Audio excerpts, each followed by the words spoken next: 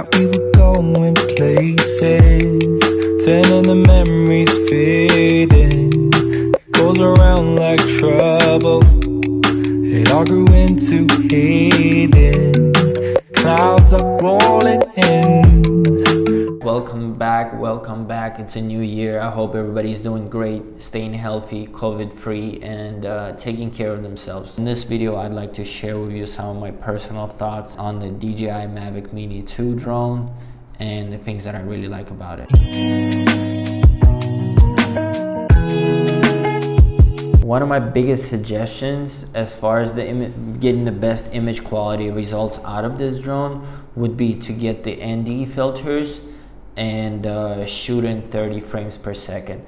ND filters pretty much help me produce like a slightly more diffused and unified look, and at the same time made the footage look a little less digital. Another big thing that I'd like to touch upon is shooting in 30 frames per second versus 24 FPS. At first, I did try shooting at 24 frames. I realized that I was pretty consistently getting the lag in my footage, and I really didn't like it. So as a result, I ended up switching to 30 frames and getting a lot better results.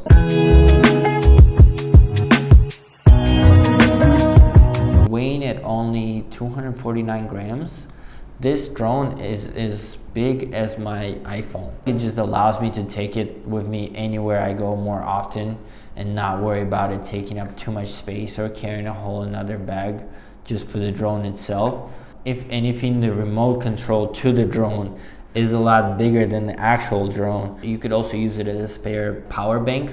Let's say your iPhone ran out of battery, you could just plug it in through the USB-C down here directly into your iPhone and get a quick charge. I think that's about it as far as ergonomics go. It's just a lot less suspicious and a lot less noticeable. You could launch it anywhere, and that's what I love about it the most, is how small and ergonomically well designed this drone really is.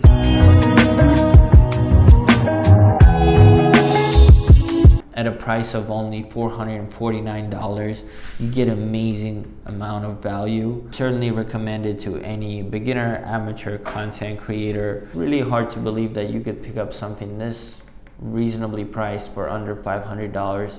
One battery offering you only 25 minutes of footage sometimes just wasn't enough for me personally. I did find it useful to have a spare battery in my bag at any time. I would recommend picking one up for you as well.